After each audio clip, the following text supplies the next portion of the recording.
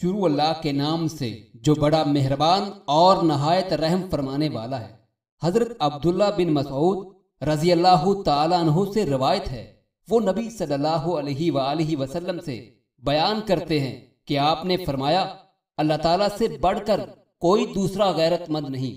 یہی وجہ ہے کہ اس نے بے حیائی کے کاموں کو حرام کیا، اور اللہ تعالیٰ سے بڑھ کر کوئی دوسرا اپنی تعریف پسند کرنے والا نہیں۔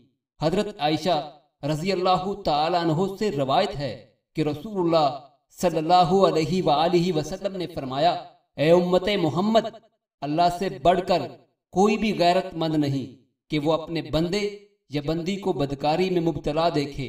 اے امت محمد، اگر تم وہ جان لو جو کچھ میں جانتا ہوں تو یقیناً تم بہت تھوڑا ہنسو اور زیادہ روتے رہو۔